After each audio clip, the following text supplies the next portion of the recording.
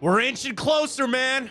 Getting that much closer to the NFL draft. I admit that this offseason and really last offseason and the offseason before that, it was a little different without having the first round pick. This is the final one.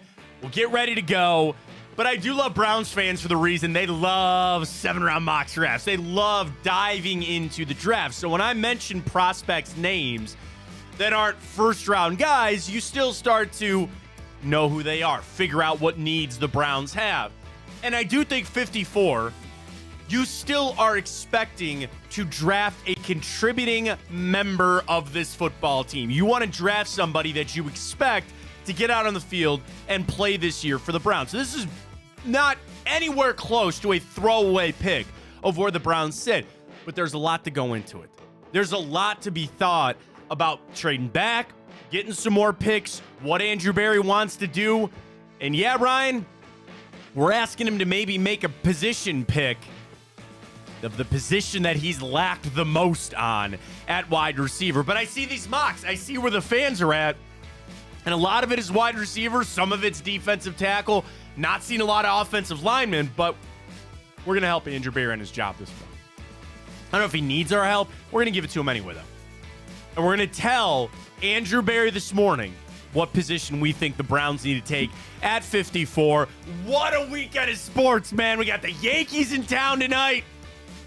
I don't know if they're actually going to play that game or not. Cavs with a huge game tonight. We got our boost ready to go for the Pacers. We'll get to that. We got Time Up. We got the grid. We got the morning update. We'll get to our bracket of the week. The greatest Guardian Indian of all time. Vote on that at Matt Fontana Show. Drop us a follow there. Watch the show there. Twitter, YouTube, Twitch. It's all there on a beautiful Friday right here on Big Play. Welcome to the show, everybody. I am Matt Fontana. He is Ryan Tyler. Good morning. Happy to have alongside.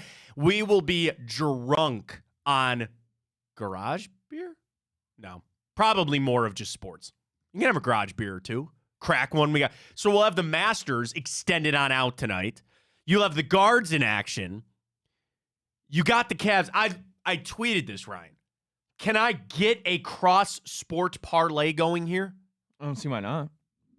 So, like, if I wanted to, Cavs -2.5.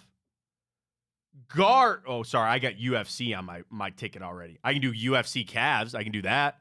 We're going to do a UFC one for tomorrow. Although, it's funny, they have a boost up that I already really like. But anyway, so if I went Cavs -2.5, if I went baseball,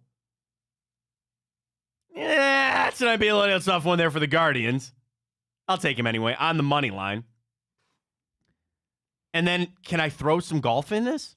It'd have to be something with like the second round right now. You know what I mean? Golf, Masters, live, tournament winner, round matchup. Hang on. Wait a minute here. Tournament. Round matchups here. Round 2. Let's see if we can find a good one here. Henley, Hovland. Go Hovland. Oh, yeah. Look at that. What's the odds? Plus 646. Cavs -2 tonight. Guardians to win. And Victor Hovland to have a better second round than Russell Henley. Why not? Let's go. Boom. Done. In. Let's go. Riding with Tipico today. So we got all of the sports laid out for you with our friends at Tipico. We'll get to our boost a little bit later. We got more Browns, or I'm assuming we got more Cavs. We'll get to the Guardians coming up. I thought it was interesting this morning. I've got power rankings for MLB out. Or do we think the Guardians are off to a hot start like everybody else? Where the hell did the Royals come from all of a sudden, by the way? And I thought they did their early season hot takes. Or one of those for the Guardians to win the Central. I'll tell you what that is coming up a little bit later. We start with the Browns this morning. Mostly, I clicked over to ESPN, and they went through all 32 teams with their draft intel and the biggest questions facing each team. So I click on the Browns, and I want to read this out before we put our Twitter question out this morning. So as we know, Browns' top picks, 54, 85, 156. They're spread out. They don't have a lot of them. Okay. The first question that was posed to Jake Trotter on ESPN, with 5 picks and no first rounders, can the Browns have a successful draft? Jake writes, by finally selecting a high-impact receiver to add to its young, talented core of players. Despite numerous swings and misses, especially on day 2, the Browns have struggled to find that wideout in recent drafts. Landing a young playmaker will be paramount to the Browns to complement Pro Bowl wide receiver Amari Cooper and newly acquired Jerry Jeudy. What they're hearing about the draft, Jordan Reed. I've heard the Browns are doing a lot of work on offensive and defensive line in this class, with offensive tackle in particular coming up when speaking to league sources. We know Jack Conklin, DeJuan Jones coming off knee injuries, Jed Wills off his own injury and entering the final year of his rookie deal. With that in mind, he mentions Roger Rosengarten. Rosengarten, write that name down, as a versatile but good fit for the Cleveland Browns. So I bring it up to start our discussion this morning because we'll post this on Twitter at Matt Fontana Show. What do you want the Browns to do with the 54 overall pick? Do you want them to trade it? Go up and down? Either way? Do you want them to take a wide receiver? Do you want them to take a offensive lineman? Or do you want to put running back in there? Trey Benson is the hot take all of a sudden. I want to put running back in there, Ryan, because... Yeah, we will, because we'll have 4 options. Well, I know, but I was trying to think if there's something else. And you could reply back if you really want Jeremiah Trotter Jr., if you really want a linebacker, an edge rusher, or whatever, D-tackle. I guess you could put D-tackle in there, too. But the running back one, to me, has been a lot more recent on some of these mocks, and I just don't see it for a lot of different reasons. We've discussed it, Nick Chubb, with the restructured deal. I just think that room is pretty set for this season. Now, eventually, yeah, you're going to need some replacements in there. That's fine. If you're going to have this shift, that you're going to go all in on Deshaun Watson, and you might say you can get an answer on Deshaun Watson with Amari Cooper, Jerry Jeudy, Elijah Moore, Cedric Tillman, David Bell, David Njoku. Would you say that to start, Ryan? Of this season, finding out who Deshaun Watson is, he's got enough talent around him, right? Oh, without a doubt. Without a doubt. Okay. So it's not even so much about right now. It is a little bit of the future because there's 2 ways that we know this is going to play out. Either Watson's the guy or he's not. Well, drafting a wide receiver, there's a chance that Amari Cooper might not be here beyond this year. Said Tillman's still a little unknown. There's nothing wrong with drafting a receiver. And then on the other side of things, if Deshaun Watson is not your guy, and you have to bring in a new quarterback, or dare I say, go draft a quarterback, would you not want more receivers for them to throw to? I'm all for option A being hopefully the one, where he's the guy, and he's going to be here, and this contract will be fulfilled. There's a great debate to be had if there's any way that he could ever actually fulfill this contract. We all know what it would be, winning a Super Bowl. But I don't think receiver is ever a bad option at 54 for the Cleveland Browns. You know the sea of receivers that are coming out right now. And this class is really good. Ryan, what was the mock the other day? 15 guys went before the Browns picked at 54. 15? And you look around the league and you see just the immense amount of talent. Get fat on that. Go ahead. And eventually, because wait for this to happen, that market is going to crash. No, not that one, the other one. The wide receiver market is going to crash because eventually you are going to have 12 and 13 and 15 receivers that actually are good enough to command $20 million. Here's the thing. They're not all going to get that. We are entering what could be a golden age of wide receivers here. And there's a lot of reasons for that, which you discussed. Andrew Berry has brought it up. These guys are running NFL route trees in high school. They are entering college polished as receivers, and that is now translating to the NFL. Is that not the sexy position to play? It used to be quarterback. It used to be running back. Now, everybody wants to play wide receiver. Quarterback would probably still be number 1, but you know what I'm saying. Everybody wants to play receiver now. If that trend is going to continue, you keep taking guys on rookie deals. Spend your money elsewhere. It's almost become a position that you draft one every year. For me, my rules have always been you draft a corner and an offensive lineman every year. Every single year you draft one. On the off chance you catch one. I'm starting to think now wide receiver is that name.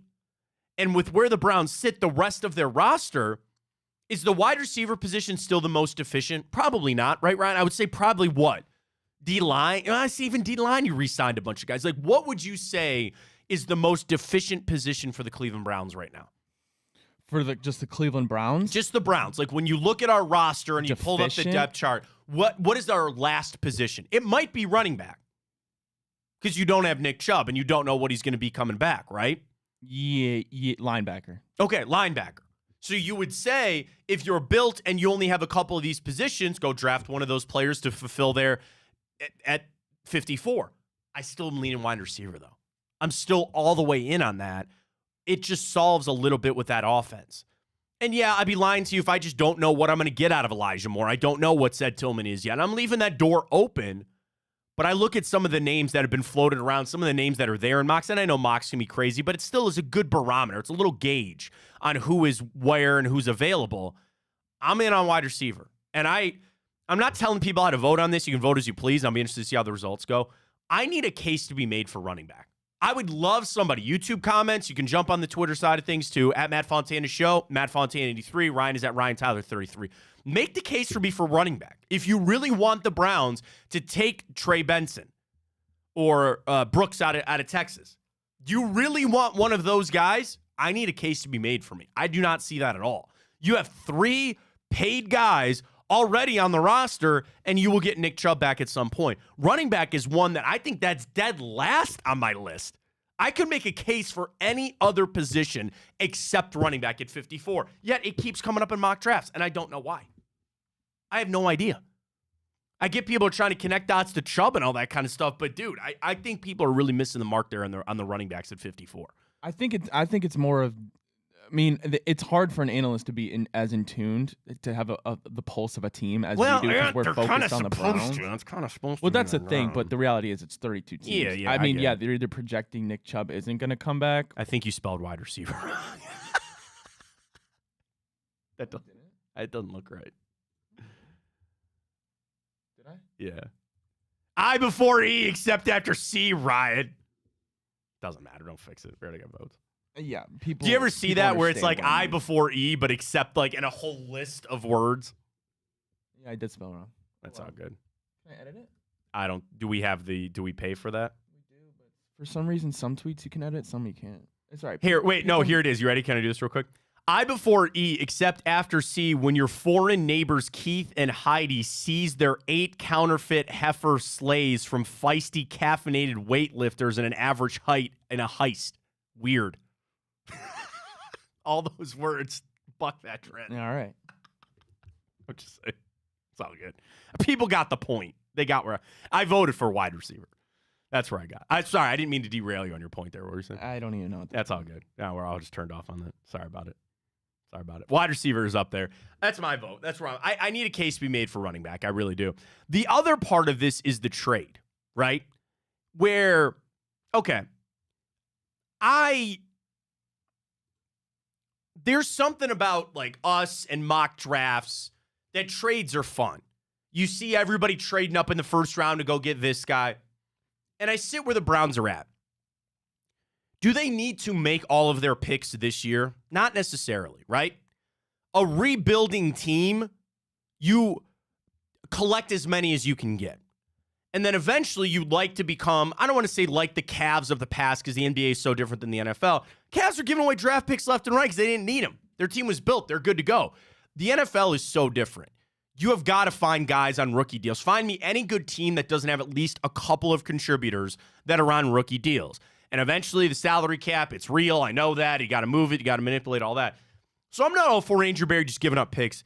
But I will tell you, that would actually upset me more than anything. Even more than a running back. Is if the Browns traded that pick. If they went up, maybe not. But I do not want them trading it back. And the reason, and the case could be made to do it, because if you do have to rebuild, and you've got to leave that door open at this point, if you got to rebuild, you need picks. And you and I and everybody else that just do this for fun and do mock drafts and that crap, you say, oh, what's a 4th round pick? Who gives a damn about a 5th round pick? Not NFL general managers. Not GMs. And the other thing that I really subscribe to, with this new NIL bullcrap, you're not getting good quality guys anymore in rounds 4, 5, 6, and 7. Because if you're a 6th round pick, you're going back to school. You're going back to make your NIL money. So the real hit that is going to happen with the NIL is in your middle rounds. If, again, probably a good reason why I'm not an NFL general manager. Bro, I would trade away every one of my picks after the 4th round. Seriously. Yeah, you could find me a guy in the 6th round and tell me how good this was and this and that. Beyond the 4th round, your hit percentage of finding a really like a starting level guy. And I understand you got to fill out a roster and you got back end guys and you need special teamers and all that kind of stuff. I'm trading away everything beyond the 4th round. That really means nothing to me. And you could use that to move back up and make your picks. But the Browns are coming from a stance of strength. They don't need to rebuild this team. It's time to go. Now is the time to go. So I try to get up as far as I can to the draft, high as I can, to get a guy in here for the now. For the now, and certainly, obviously, for the future of whatever that might play out as well. But I just wanted to see where the fans are at today. We're over a week away. Well, actually, Ryan, we'll be making our selection in 2 weeks. 2 weeks tonight. The Browns will be making their pick there at 54. Again, if they move up or back. Please cast your official vote on our Twitter question this morning. What would you do with the Browns at 54 there? I've been leaning more towards, as the draft creeps up on us, more so offensive tackle. Okay. It's for me, it's between wide receiver and offensive tackle. I don't want a running back, obviously. I wouldn't like to see them trade it back. You're at the point where you're the Browns. You're able to just pick the best prospect at the spot, right? I mean, offensive line, we've seen how decimated it can get. It's probably the most injured group in the NFL as a whole, I would say, with dudes in the trenches every play. I mean, you don't know exactly if Jedrick Wills is the future. I mean, you look at Conklin and them coming off an injury as well. I don't know. You like you said, you always take a tackle and a DB in the NFL draft. I mean, unless there's a receiver like that, like if Malachi Corley was there. That's 54, my guy, man. Like, I'm all sure, in on him. Man, I'm in on taking Malachi Corley. But at the end of the day, if that mock that I mentioned where 15 receivers go before the Browns pick at 54, I'm not just picking a receiver because I feel like I need to pick a receiver. I'd rather get an offensive tackle that has potential for the future if the need comes to be. And like you mentioned, the future is wide receivers. It's every NFL draft in recent it's getting more and more receivers. And you can't have enough. Yeah. That's one position. You could say that about offensive linemen, sure, and corners. I don't feel like you can ever have enough good wide receivers in today's NFL of where we're going. The other thing that kind of, what you're talking about that spurred me on this, the Browns get to sit back and evaluate that first round. Would you agree with me that trading into the first round is extremely unrealistic for this team right now? Probably. With that in mind, they will have the whole night and all day Friday to see who comes off the board, right? There are some of these tweeners. Ryan's guy, Ladd McConkey, right? You look at Leggett. You look at, I've even seen some mock drafts that not Corley, but Franklin. God, who else? Not Ricky Pearsall. There's another receiver. Xavier Worthy? Maybe Worthy. That's, yeah. And Adonai Mitchell, too.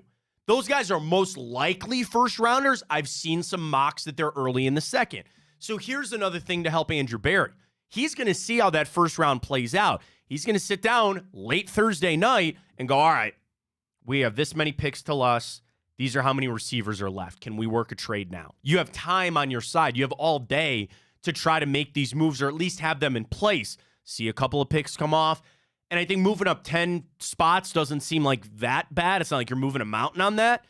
Maybe that's another help for the Browns. Maybe that's another big piece of where the Browns can help is having the whole night over to try to make a move to go up and get a receiver, if that's truly what they want to do. They might sit back and say, you know what, we are truly best player available. We are truly seeing how the board plays out for us. And whatever position it is to add to this team, as we've said, if they had to play a football game tomorrow, this should be a 10-win football team. Health aside, which I know is a big part of it, when you're a healthy team, you should be a 10-win football team, no question. R.I.P. Garage Beer. Ryan has had this flag up behind him. Here, put your camera on so people can see it. He's had this flag up behind him, and he's taped it every single morning that we've come in here. Get a pin. Just pin it to the wall. We got to tell people about our friends at Garage Beer. We love them very much. There it goes. Getting it back up. Studio's falling apart on us, man. I don't know what to tell you. Did you tape it this morning or was still taped up from yesterday? Oh, God, man. We're not even making it a half hour into the show, and it's already falling down. We got to get that figured out. Back up. Garage Beer. We got to get them in for our gaming thing here as we take on Cincinnati here in this gaming thing. Garage Beer seems like a massive fit for that. Good to go? Got it? All right, here we go. So this team is built as they are. Yeah, you're afforded, I guess, that best player available, but we'll see how it goes. So vote on that. At Matt Fontana Show, we're up there. Saw this yesterday, too. Highest cap hits in 2024. Warren Sharp. Deshaun Watson, $63 million. Dak Prescott, 55. Stafford, Kyler Murray, 49. Daniel Jones, $47 million for the Giants. Patrick Mahomes at $37 million. Think about this. Deshaun Watson's cap hit is $26 million more than Patrick Mahomes. Man. I don't know how Andrew Berry has frankly done anything with this deal. And listen, I will not be able to buck how I feel about this. I just have this gnawing fear that this isn't going to work. And this debate is over and over and over again all offseason. I'm not here to have it again. We got to wait to see how this plays out. I hope Deshaun Watson's the answer, but bro, I just have this innate fear that it's not. So what's your biggest reasoning for it not being? Just history? History. It's the other thing that's starting to creep in for me is that, like, winning a Super Bowl, I know people would say that would suffice. The problem is that that's the only thing, right? Yeah. Like, I'm not trying to bow out in the divisional round, Ryan. Like, that doesn't do it for me. And that's, they could tell me this is for the long haul. It just weighs on me as a Browns fan. And I know there's a lot of people out there that feel exactly like I do. It feels like you are dragging a 100-pound sled around when you think about the Browns and the Deshaun Watson deal, and he's injured and all this other kind of stuff. And it is hard for me to not keep thinking about that this is going to fail. Because the expectations of what I need for it to actually pay off are so exorbitantly high, and I've never felt further away from it in the Deshaun Watson era. I've never felt further away. And when I sit here and I tell you that he's got a $26 million gap to Patrick Mahomes, I shouldn't let it bother me. I shouldn't let it bother me, but here I am. Technically, Matt, I could make the argument, what you said there. You said you've never felt further away from that expectation of a Super Bowl in the Deshaun Watson era than you have right now, right? Right. To be fair, I could make the argument that, yes, last year, he didn't play amazing, and you could factor in whatever you want to for the reasoning of that. Right. But the rest of the team played really, really well. There were so many bright spots. And I could make the argument that before last year, if he comes back healthy, I feel better now than I did at the start of last year. But I would then, as being a cynic right now, I would say then get me a quarterback that's cheaper, and they'll do the same thing. Oh, gee, wait a minute. We had that. Yeah, but that wasn't close to being good enough. I get that. But imagine if you just took a guy that was $25 million less. But to do what? What Joe Flacco did? That still wasn't enough. Even maybe a little bit more. I don't know. But where are you going to get that? I don't know. And who's that person going to be? I mean, again, it's all a lot of... Who have we seen go to the Super Bowl in the last five years that hasn't been elite? That's what I'm saying, but there are elite... Jared Goff. But there are elite guys that are not making the money that Deshaun Watson is. And it's funny that I'm bringing this up now, and it's just, I don't know what you do when you read, again, he's got a cap hit of $63 million. Yeah, well... And it's always been that way. Here's the crappy thing for me. It's always been there. I don't know why I'm sitting here now all of a sudden freaking out about it. Because another thing that it came out again this morning, they were talking about the money. Hang on, let me see if I can find it. I just had it up. Sorry, I clicked off of it. Oh, hey, O.J. Simpson memorabilia is flying off the shelves. Why would you want that? Would anybody actually want to buy that? Mahomes said a $59 million cap hit 4 weeks ago. This is from Spotrac. As far as cash goes, he and Mahomes are in the same boat. $46 million and $48.5. The only story here is that Cleveland hasn't touched the Watson cap hit yet. They're beginning to protect their future finances in the event he doesn't get another extension. That's what Spotrac sent out this morning. That's what Spotrac said when they were talking about the money for Deshaun Watson. It's what we know. It's very clearly what we know. That they're not restructuring it for now. Jack Duffin and I disagree on that. Jack still thinks there's room for it. I don't see it. Because again, like Spotrac said this morning, they're protecting their future on this. But that hit, man. I didn't want to go there this morning. I really just wanted to focus on the draft, and I just couldn't help it, man. It's just like, oh my God. And yeah, where this team goes from here, or how they can get out of this if they really need to. The sun will rise tomorrow. The sun will rise tomorrow.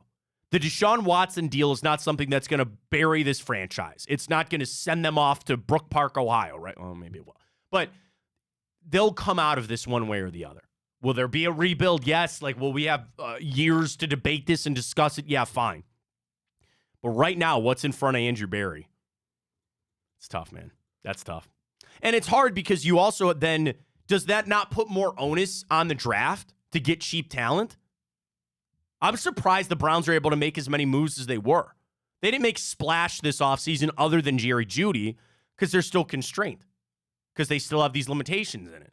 And Andrew Berry's worked it enough that you got a little wiggle room. We know the deals he still has to pay out, deals that he's got to be done, restructure. By the way, I saw a lot of those defensive line numbers coming out with Josh Allen's new deal. Myles Garrett needs a pay raise. He's going to get a pay raise. So don't forget about that. Not this season, but next season. He's going to need to get paid up again. And it's just going to all come to a head at the same point. And I have this just gnawing thing, man, that I just don't know if it's going to work.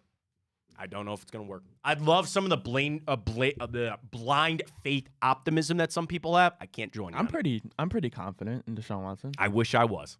I tell you this, I'd be a lot better off if I was. But here I sit. All right, let's catch our first break of the morning. We have a lot of Cavs to get to, including our boost for tonight. We'll get to that with the Pacers. We got Guardians. I've got power rankings and some hot takes from around baseball.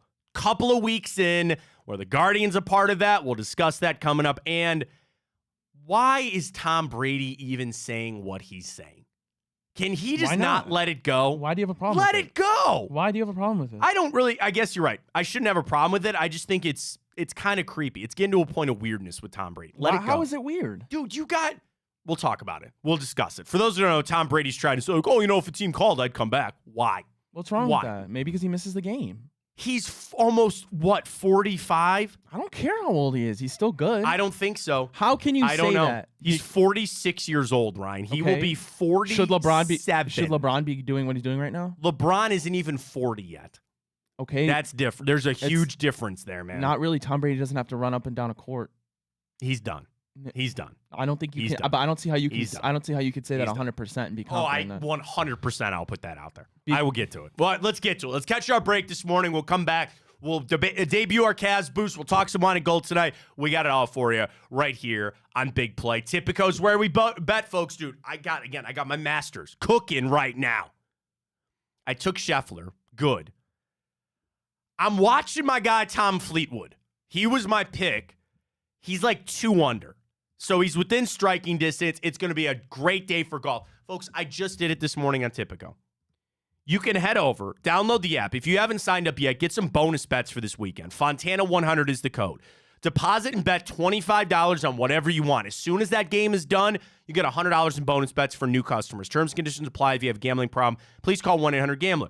And you say, well, golf is kind of tough to live bet. Oh, not at all. Not at all. You want a round 2 matchup. You like Xander Schauffele or Joaquin Niemann? I like Schauffele a lot there. You like Justin Thomas, Patrick Cantlay. That's even money on each side for those guys. Fitzpatrick, Rory McIlroy. And again, this is just the second round. This is just who wins in the second round. They start even. You can be betting all the golf this weekend with the basketball, with the UFC fight tomorrow. They got a boost up for the fight tomorrow. I was going to make it. This one's perfect. Bo Nickel, who's just going to destroy Cody Brundage. I'm just sorry. Gaethje over Holloway. Zhang Wei Li to get a win. And Alex Pereira, who I think is going to destroy Jamal Hill. 4 legs plus 300. Frankly, the only one I'm worried about is Gaethje versus Holloway because I love Max Holloway, and I don't ever count him out. But for 300, for plus 300 on a 4-leg parlay, I'm all in for them. I didn't even throw Kayla Harrison in there. Is Max Holloway the one who boxed Jake Paul? No. Who was that? That was Ben Askren. Tyron Woodley and Ben Askren have both boxed him. I would yell at you for putting Max Holloway in with those guys. Max Holloway's the man. I love Max Holloway. He's a true scrapper. He's getting towards the end of his career, all that kind of stuff. But Gaethje's tough. They're fighting for that bad BMF belt, which I think is the stupidest thing, but whatever. So the UFC action this weekend is going to be great. Tipico's where it's at. Again, download the app. Use that code Fontana100 when you sign up for new customers. Get those bonus bets and be betting with us all weekend right here on Tipico. We will get to our Cavs boost for tonight. We got some Gardos to talk about. Stay with us. Friday edition, Fontana Show, right here on Big Play. Well, how do they know I'm doing this? Did somebody leak this out? It's social media. Oh. It's just that's the way social media works now. I thought maybe you were just running that yep.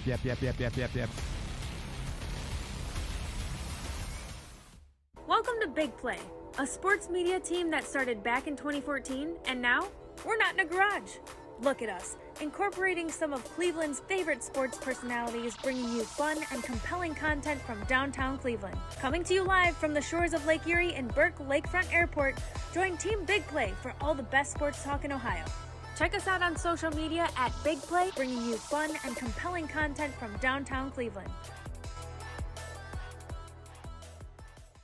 Anthony Schlegel, just how physical he was. You know, you saw the girth and the power and everything he was bringing to the table, especially when he was a nice beefy 255 playing middle linebacker. We were called soft last year. You don't want to be soft, especially when you come to the playoffs. So that's going to be a process throughout this season of establishing us as a harder team here in the How does an Ohioan build the perfect parlay? Who's got something? Big guys looking for long odds. The kids in Columbus are covering better than anyone, and at even odds. If it's even, I'm leaving. Listen, our championship DVD starts today, all right? Dude, I just got an invite to a Cincy playoff watch party. Shut up. Cincy, State, Cleveland, the perfect parlay. I'm a genius. For the best odds on Ohio sports, bet with your cojones. It is Spanish, dummy. Bet with Typical Sportsbook. I don't buy into this nonsense, this conspiracy nonsense that he's got his money and he's dogging it. That's ridiculous.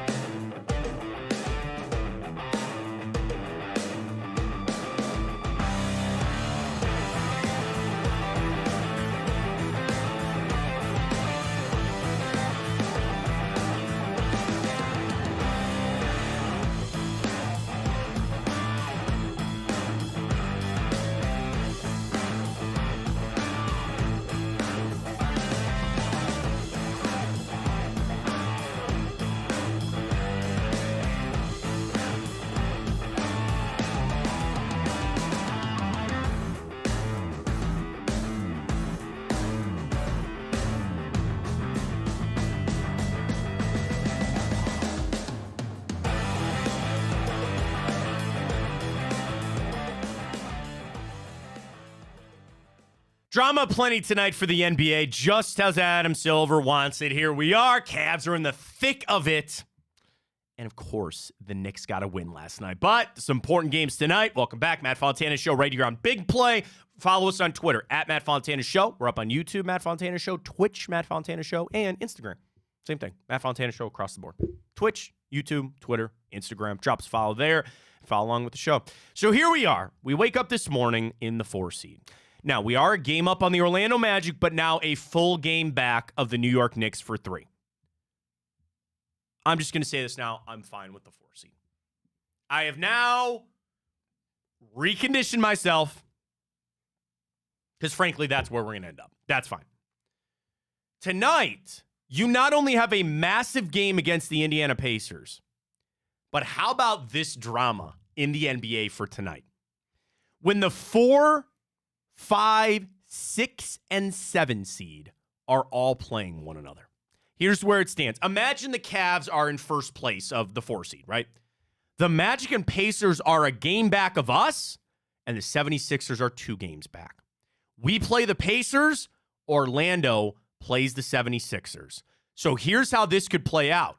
Cavs win, 76ers win, 76ers then tie the Pacers with that 5 seed, and Orlando remains right there with them. Because Orlando and Pacers would lose, 76ers would win, you would wake up tomorrow with a 3-way tie for the 5 seed. And more importantly, the 5-6 seed to stay out of the play-in tournament. Boy, man, that's some drama for tonight. And then for the Cavs, who have that lead, but again, doomsday scenario, you lose, Magic win, and let's say the Pacers win too, we're dropping to the 6th seed. Now, the only positive on that would be that would mean the 76ers would lose and you would clinch staying out of the play-in tournament. So here's your yin and your yang. You root for the 76ers tonight.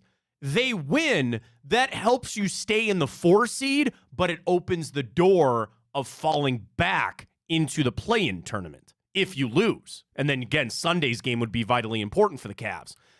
You root for the Magic to beat the 76ers tonight, and you clinch to stay away from the play-in tournament. Which one would be better?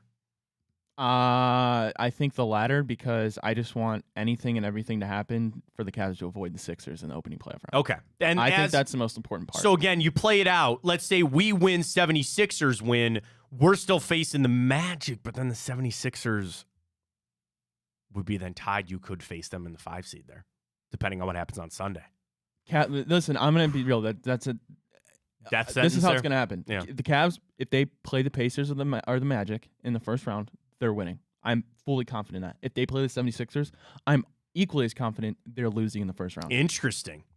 So that's why, again, tonight, let's give you some of the I'll give you the spreads for tonight. Cavs are a 2.5 home point favorite. Philly is a 7.5 point home favorite against the Magic. So that tells you that the 76ers should get a win tonight against Orlando. And again, that could be the bad scenario for the Cavs. Let's talk about this Pacers game tonight, because I do want to get you some trends. Our boost is going to be posted here soon at Tipico. We are going to take the Cavs on the spread, 2.5. It is a high 233 over-under. Can I give you one that I really like? I love the under. I know the Pacers score a lot, and they don't play a lot of defense. I think the Cavs' name of the game tonight to win is to play defense. We talked to Evan Damrell yesterday from down Euclid. He spoke a lot about the Cavs' defense creating their offense and their defense setting the pace and the tempo for the offense. I think for JB tonight, you're telling him to go face the Pacers here. You got to shut them down defensively for the Cavs.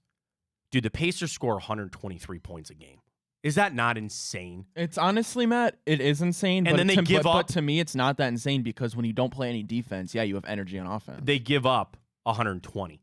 They score 122, give up 120. For comparison, Cavs score 112 and give up 110. You're talking about a 20-point swing on these two teams here tonight. So again, I understand where people would like the over. I'm taking the under in this. Last 10 games, the Cavs have owned the Pacers 7-3 in their last 10, including splitting the spread at 5-5. The over/under is 6-4, though. The over hitting 6-4, but total points scored just comes out to 128 between the two teams the last 10 games that they played. Let's jump into some trends for this game quick. Pacers come in 4-2 against the spread their last 6 games, 5-1 straight up in their last 6. Now, I mentioned they cover against the Cavs. Pacers are 5-2 against the spread their last 7 games against the Cavs, but they're only 3-8 straight up. Over is good for the Pacers recently. 4 out of their last 5 games, the over is hit, but not on the road. Under 12 out of their last 17 games have hit for the Pacers on the road. Indiana is 4-1 against the spread their last 5 games on the road against the Cavs. Flip it over for wine and gold. I know things aren't great. 3-9 against the spread their last 12. 4-8 straight up in their last 12. Over has hit 7 out of their last 10 and 6 out of their last 9 against Indiana and 6 out of their last 7 at home. That being said, they've had some low over-unders recently. I love the under. We didn't put that in our parlay for tonight, but I love the under for the Cavs. The other thing, it sounds so trivial for me to say this. They had better treat this like a playoff game. And that's another reason why I like the under tonight. Playoffs usually sometimes mean defense, and you need your defensive side of the ball, so to speak, to show up tonight. They know what's on the line. We know how they've been playing. We've known what they've had to fight through. They better treat tonight like a playoff game. I better see an edge to them. I better see them not taking any crap, playing a physical brand of basketball, and you're at home. I don't normally guarantee things on this show, Ryan, when it comes to betting, because I know how things can go. Cavs -2.5. Book that. They had better do it. Let me just put it that way. They had damn well better do it tonight. Because I don't want to have to wake up on Monday when we do this show. And I know we got Sunday's game as the throwaway there. Fan appreciation day over there at Rock Mortgage Fieldhouse. Great day and all. I enjoy it. My buddy Nick texts me. He goes, I got free tickets. Is it a throwaway game? Well, it should be. I don't know. We'll have to see how the standings go, right? But what I'm saying is I'm fine gearing everything up to say this is a playoff game. You need to treat it this way. I know the Pacers are going to treat it that way. Cavs damn well better show up tonight. Is that bad that I'm at this point in the season, I'm wondering about the mental state of my team and if they're going to show up or not? Effort and physicality, things that just seem so, like I said, trivial. They seem so, oh yeah, of course they're going to get that. And here I am questioning as we're getting ready for the playoffs next week. Like, they better, it better be it. This better be it tonight. And I tell you this, I do feel confident. I feel good about where the Cavs are at. And having a little fight the other night and having to come through that, I need them showing up like, I want to see them lasered. I just want to see them so focused. Because I say that. It just hits me that I think this team has a severe lack of focus from time to time. And I don't maybe like saying this word because it's kind of a shot, but they seem like a really immature team sometimes. They really seem like a team that is kind of void of leadership. I know where JB's at. But there are games, like, again, where you just sit there and go, what the hell are they doing? Or like, wait a minute, you just went on a stretch. You let them go on a 7-0 run, or you let them go on a 13-2 run here. What happened? And that's basketball. It can be a game of runs. But even just some of the games, even from the jump, I just don't know what this team is. I'm so confused when I see them start playing and they don't look like themselves. The other thing is, tell me that within 5 minutes of the start tonight, you're not going to know who this team is and where we're going to be at. You ain't coming back on them like you had some of these other teams.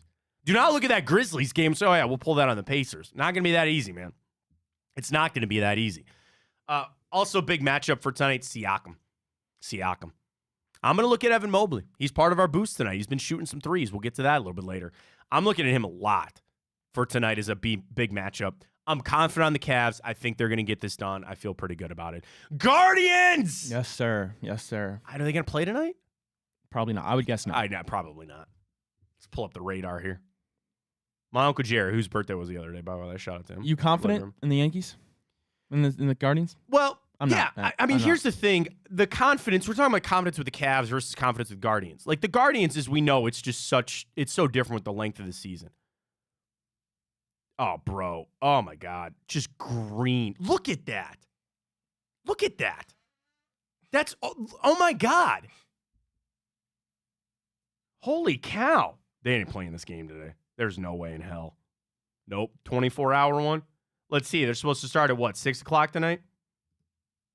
That's the radar at 6 o'clock. Yeah, I don't think it's going to happen. They're not playing tonight.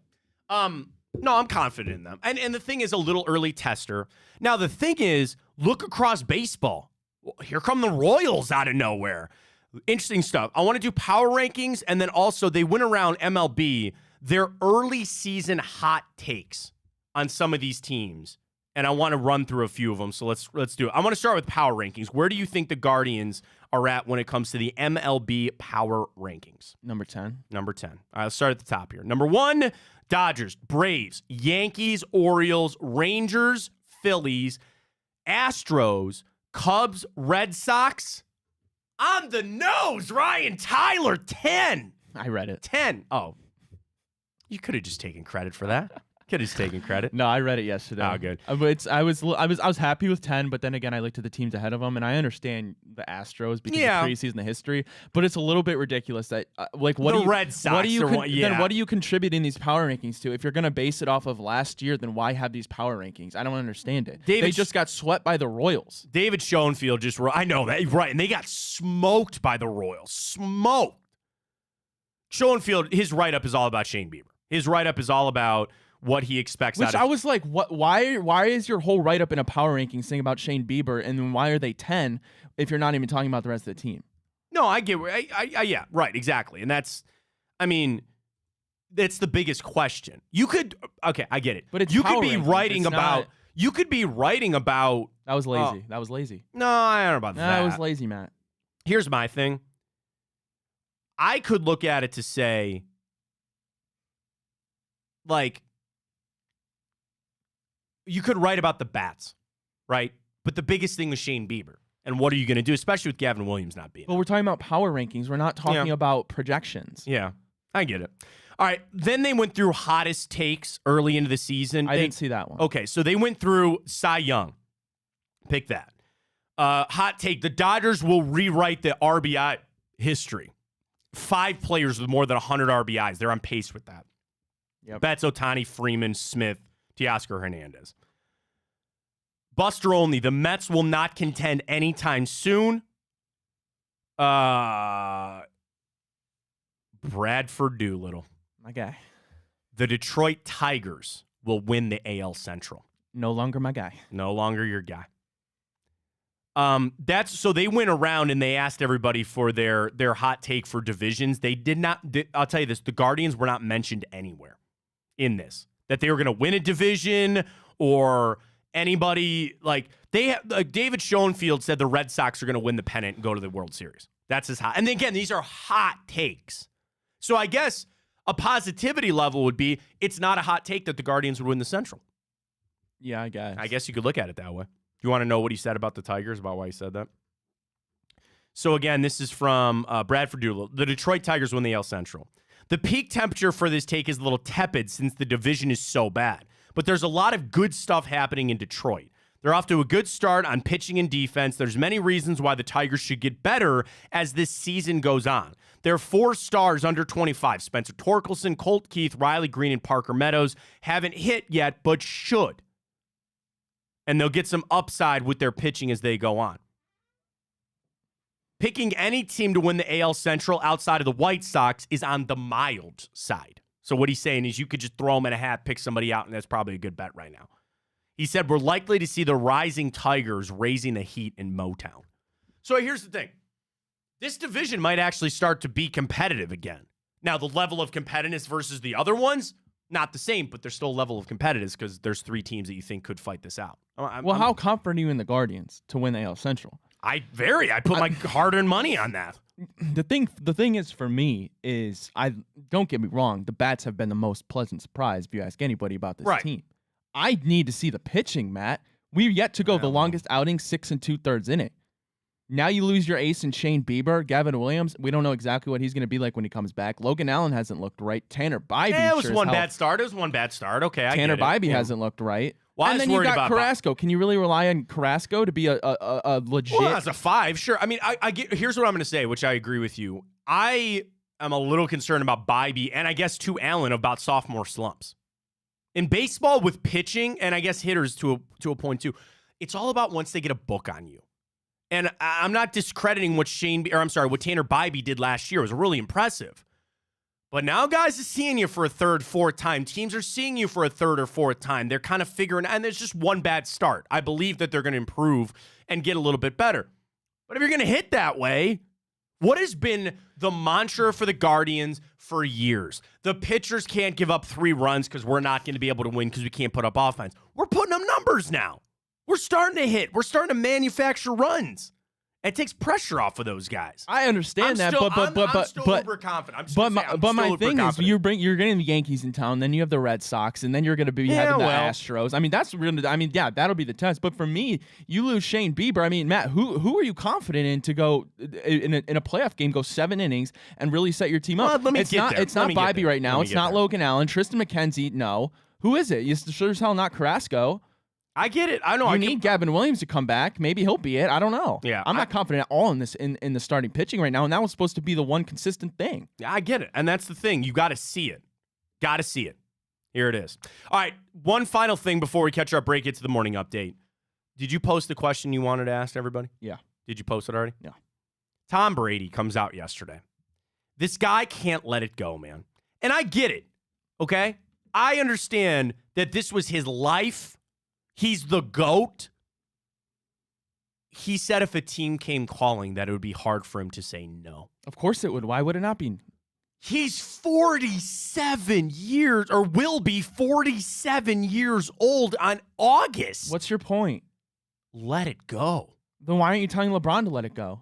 There are almost a decade different age in that, Ryan. And they're also very different roles in what they have to do. I get it. Okay, here's my thing. LeBron is about to hang it up. He's almost done. He's got 1 to maybe 2 years left. He's still a top 20 player in the NBA. It's not even close. The other thing, mark my words, when LeBron is done, he's done. He's not going to play this game about, I'll come back or this or that. I look at Tom Brady, bro, you got a answer my question. Fat contract. Go to CB, or where's he going? Fox, right? Go to Fox. Get in the boost. Figure something else out. It's not as fun as playing on the field in that locker room with your brothers. Okay, here's the other thing. Answer my question. My question. What's your question? If Tom Brady played next year, no. Absolutely not. I didn't even finish the question. I know what the question is. And you're okay. Then I dare you to give me 15 guys right now that play better than Tom Brady. Next year? Do it. Go ahead. Give me 15 Patrick guys. Mahomes, Josh Allen, Tua Tagovailoa. And I would argue that. See, that's the problem. Is you're going to be debating and pushing back on some of these guys. Why would I be confident to say Tua Tagovailoa is 46 years old? And you can apply that to any other person. You're talking about the greatest player to ever play football. He's been out of football for 2 years now. I don't care. Oh, I do. I do. Okay, keep going. Okay. You're at 3. Okay. You're at 3, and 2 is not a great start for number 3. Keep going. Okay. Keep going. All right. Again, I'm going to restart and rip through, okay? Patrick Mahomes, Josh Allen, Joe Burrow, Tua Tagovailoa. I should probably go by division so it's a little bit easier. Pull up a list of quarterbacks, man. Feel free. I'm not testing you on this. No, I know. I'm trying to go by division. All right, let me start AFC East. Okay. Josh Allen and Tua, no questions. I could give you Aaron Rodgers. I would say, who would you rather have starting for you next year, Aaron Rodgers or Tom Brady? Aaron Rodgers. I'll give you Aaron Rodgers, sure. But I mean, let's not act like that's a leap in bounds. And I'm not acting like 2 is leap in bounds. AFC North, Lamar, Joe Burrow. That's it. I'm not going to bring Watson in this conversation. There's no way on God's green earth I'm going to say Russell Wilson. Okay, so there's 5. AFC South, I think Trevor Lawrence would be better. You and I did. You fine? Got to give it to me. C.J. Stroud, yes. There's a world Anthony Richardson would be, but I'm not even going to give you Anthony Richardson, all right? AFC West, very clearly Patrick Mahomes and Justin Herbert. No debate there. Sure. I'm going to push. You're already at 9. Okay. We haven't even touched the NFC. NFC East, Dak and Jalen Hurts. That's 11. NFC North, Jordan Love, yes. Jared Goff, yes. Not anybody with the Bears. I'm not going to put that on Caleb Williams, and it's not going to be Sam Darnold. NFC South, Kirk Cousins. I need one more to already do it, and I'll give you Brock Purdy. See, I mean, but the thing is, and I say I don't see Murray, how you can. But I don't see how you can. I mean, I don't see how you can unequivocally say 2 is gonna have a better, is better than Tom Brady. Take 2 out of it, even Aaron Rodgers, even Brock Purdy, even I mean. Oh my God, Ryan, stop that! You are not trying to tell me that you think Tom Brady would have a better season next year than Brock Purdy. If he was on the Niners, if he was on the Niners with the same roster, they wanted him. Did they not? Yeah. I think you're grossly underestimating Tom Brady. You're talking about overestimating Tom Brady. How? 46, bro. He just 2 years ago he almost put up 5,000 yards. If you want to go pass happy, I'm sorry. And I'll admit to you, there's a little part of me that says it's just he's done. Why? He's done because If he wanted to come back, Ryan, who treats their body better than Tom Brady? What athlete treats their body better than Tom Brady? You could live in an ice tub. You could do cryotherapy out the ass. You could Until do I see infrared it. and all that. Until I see it, why am I going to Eventually, doubt it's him? gonna break Until I down. see it, why am I going to doubt him? Mark my words, too, if he did come back, pop him there for some sort of test on something that he was taking, PEDs or something. Have you seen Tom Brady recently? Seriously, I'm not even kidding. No. He's skinny, man. He's into retirement mode. He's done. I'm just saying, why would I ever doubt him if he wanted to come back and play? Because there's an end, and the end is come. I understand. It's done. And okay, and then here's the question, right? Even more, do you think he can make? It's the same thing as top 15, because usually top 15 quarterback makes the playoffs, right? You're asking, and it depends about what When team has would he come. missed the playoffs? All right, let's do this. A fun little exercise here for us now. What team would come calling? I instantly, you know the one I thought of. You and I should be on the same page with this. What team would come calling? What is the first team that would come calling for Tom Brady? The Broncos? No. Same division. The Raiders? Yeah. Yeah, maybe. You know it would be. Yeah, I mean, there's a connection there. But then he's got to give up that stake or whatever that he's trying to buy still. It still isn't done. I'm just saying. I think the Raiders, were they not actually even mentioned by Brady or something? I still think Tom Brady would be a top half of the league quarterback. So here it is. He appeared on the Deep Cut with Vic Blends podcast. Was that tattooed guy? Is that who that was? Is that where I saw that Vic from? Blends? Yeah, I don't know who that is. There's like a haircut guy. Is it? I don't know. I think it's a haircut guy. Okay. And the question was if he'd pick up the phone if a quarterback needy team called. And Brady said, I'm not opposed to it. I don't know if they're going to let me if I become an owner in an NFL team, but I don't know.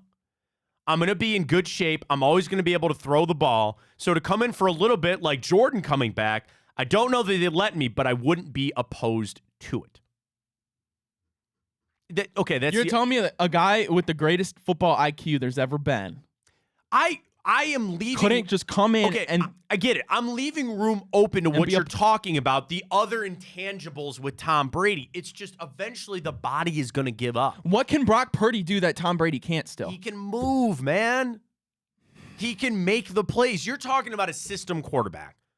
And if Tom Brady really wanted to come back for a half a season, because again, I don't think there's any way on God's green earth, with all the rain, my lawn is looking green, by the way. There's no way on God's green earth he's making it 17 games. Come on now.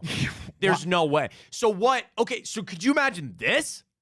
He doesn't get the call at the start. He goes and takes that cushy Fox job, and then in the middle of a game, they call him and they go, hey, man, what are you doing next week? And he leaves the broadcast booth. Fox would have a heart attack. I don't know who the major guy at Fox is, or woman, whoever the president of Fox Sports is. They'd have a heart attack. That's my other thing.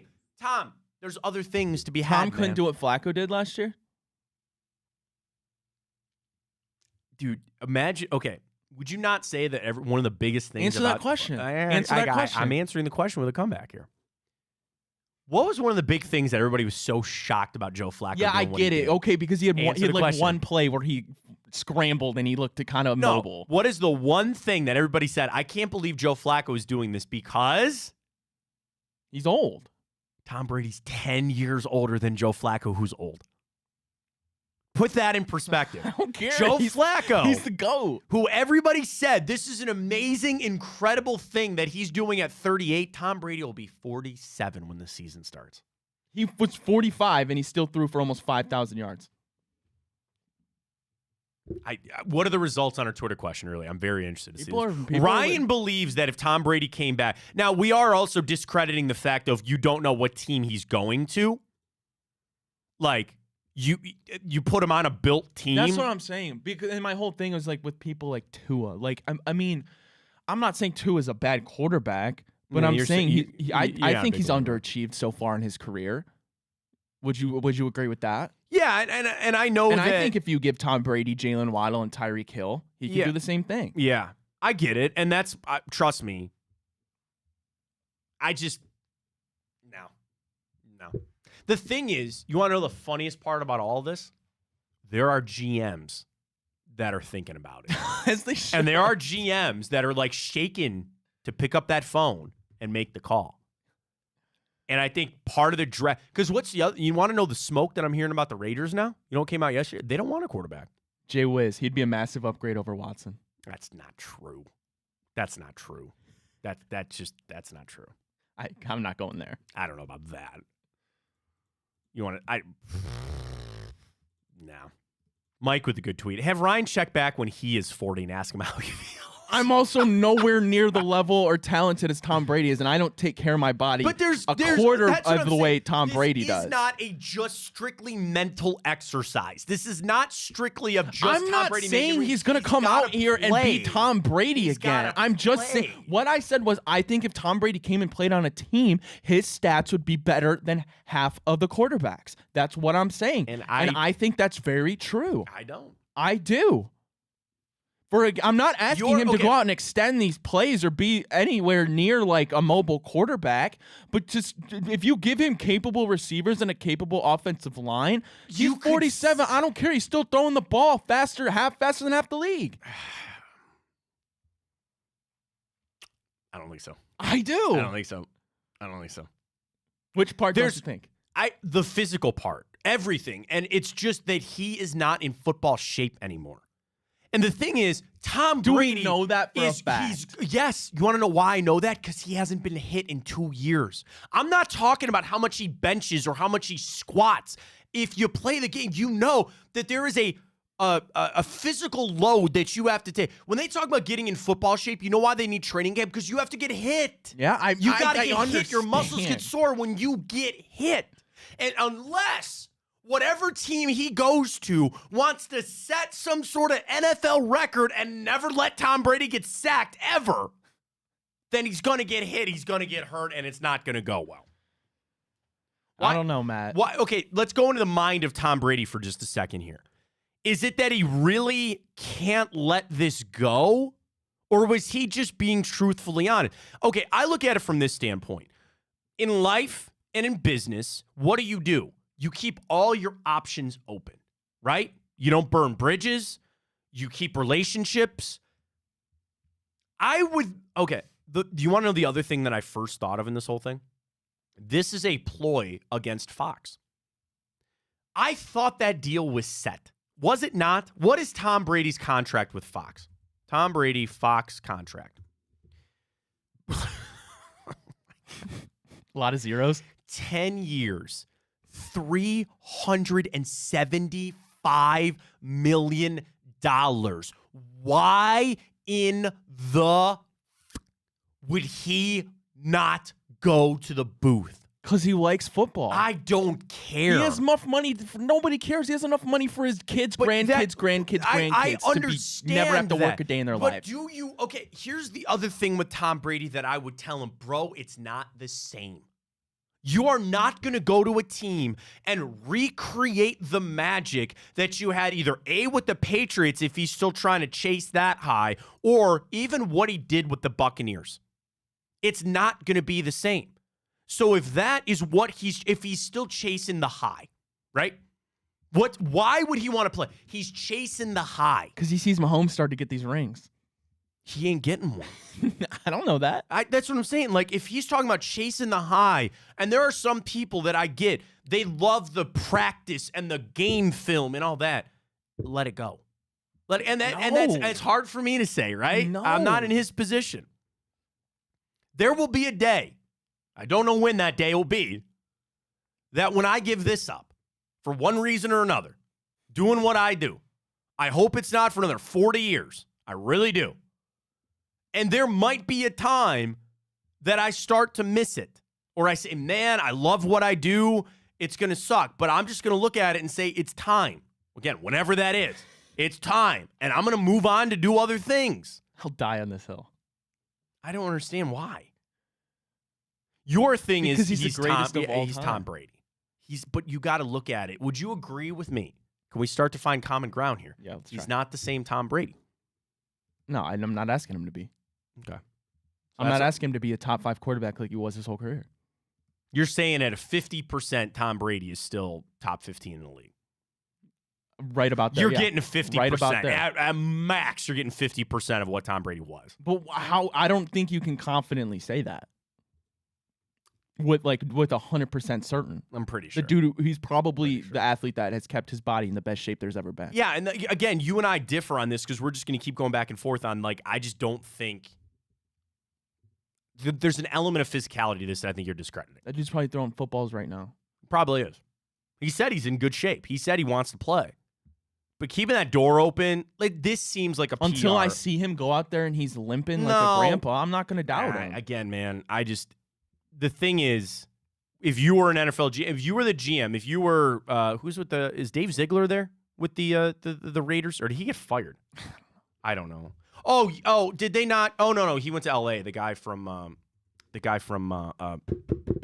the Chargers, because Tom Telesco is now there. That's what it is. The Ravens guy went to the Chargers. Tom Telesco's now with there. If you're Tom Telesco, do you call? Yeah, well, it depends where I'm at in the season. Right now. Or right now? Right now. I mean, the reports are that they don't want a quarterback in this draft. Then who's my starting quarterback? Aiden O'Connell. Aiden O'Connell. Yeah, I'm calling Brady. Aiden O'Connell. Yeah, I'm calling Brady. All right. Mark Davis loved that, wouldn't he? Or if anything, I'd draft Penix. Call Brady. Let him sit under Brady for a year. That'd be nice.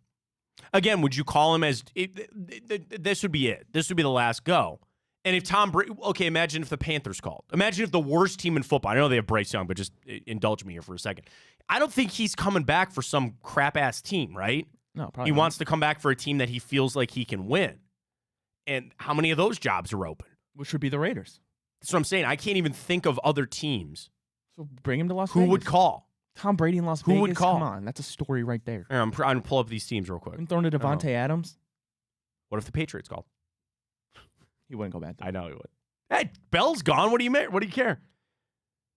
What if the Tennessee Titans came calling? These are teams that actually have a legit quarterback opening. Are you ready? Patriots, Titans, Raiders, Broncos, NFC, Commanders, but they're going to draft one.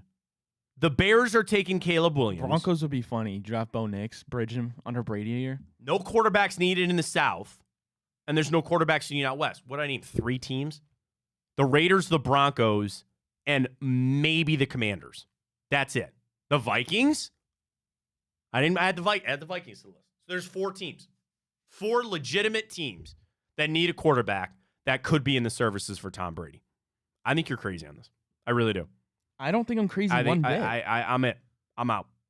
And again, if I'm a GM, you're just delaying the inevitable. Like I said, draft somebody you want, like maybe a bridge or something. I don't know, but I'm all the way out on that. All right, let's get to the morning update. Want to update the Masters as we're rolling on. That poll will still be up at Matt Fontana Show. We'll get to that coming up as well. We got time hop, busy day in that.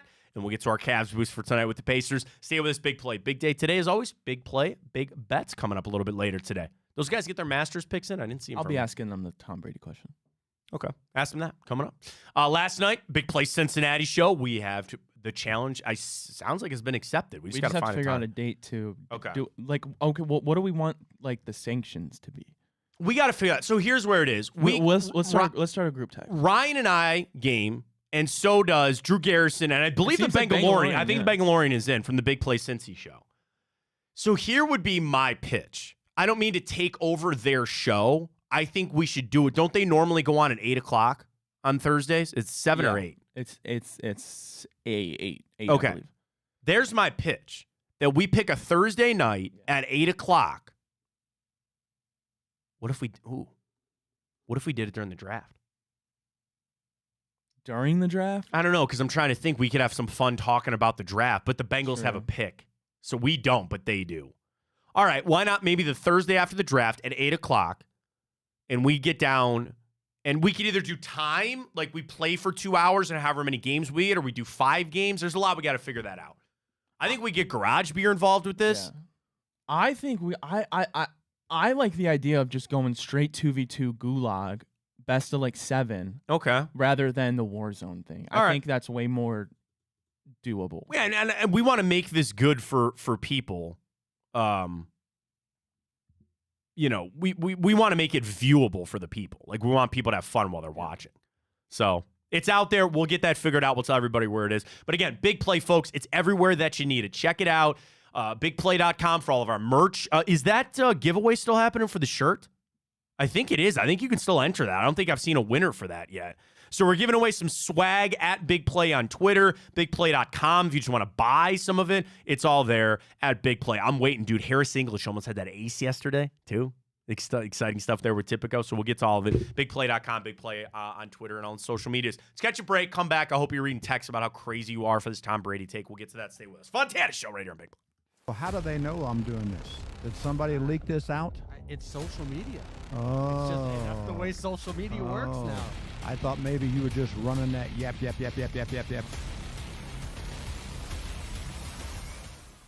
Welcome to Big Play, a sports media team that started back in 2014, and now we're not in a garage. Look at us, incorporating some of Cleveland's favorite sports personalities, bringing you fun and compelling content from downtown Cleveland. Coming to you live from the shores of Lake Erie and Burke Lakefront Airport, join Team Big Play for all the best sports talk in Ohio. Check us out on social media at Big Play, bringing you fun and compelling content from downtown Cleveland. Anthony Schlegel, just how physical he was. You saw the girth and the power and everything he was bringing to the table, especially when he was a nice beefy 255 playing middle linebacker. We were called soft last year. You don't want to be soft, especially when you come to the playoffs. So that's going to be a process throughout this season of establishing us as a harder team here in the How does an Ohioan build the perfect parlay? Who's got something? Big guys looking for long odds. The kids in Columbus are covering better than anyone. And at even odds. If it's even, I'm leaving. Listen, our championship DVD starts today. All right? Dude, I just got an invite to a Cincy playoff watch party. Shut up. Cincy, State, Cleveland, the perfect parlay. I'm a genius. For the best odds on Ohio sports, bet with your cojones. It is Spanish, dummy. Bet with Typico Sportsbook. I don't buy into this nonsense, this conspiracy nonsense that he's got his money and he's dogging it. That's ridiculous.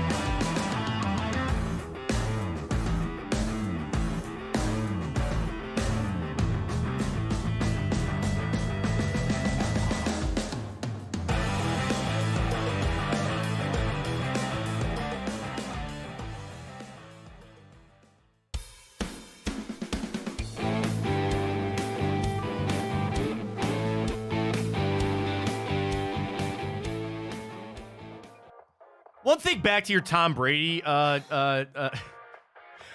you want to be that linebacker that killed him? Could you imagine that?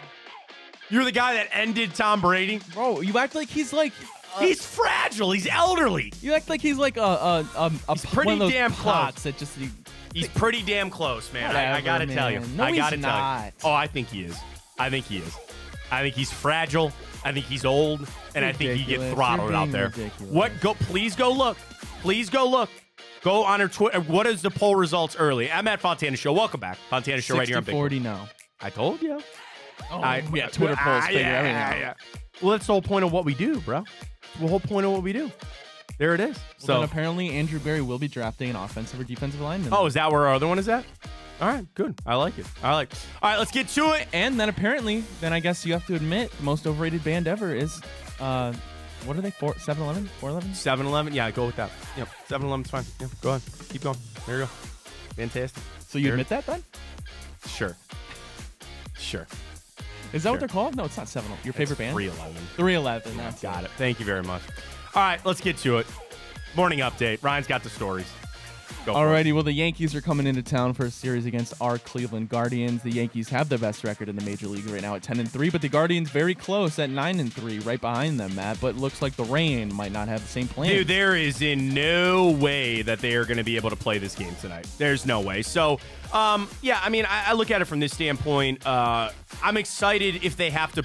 I'm hoping that they're going to get these. They'll get a doubleheader and they'll get these games in and figure it out.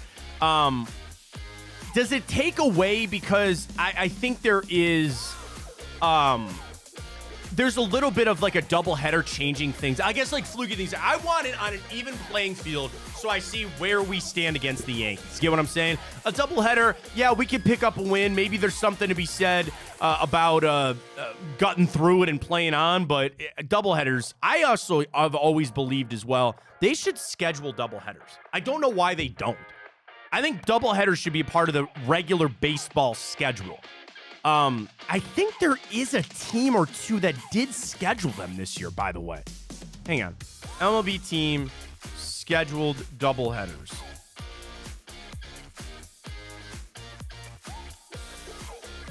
Oh, so last year, according to Reddit, take that for what it's worth, there was 3 scheduled doubleheaders last year.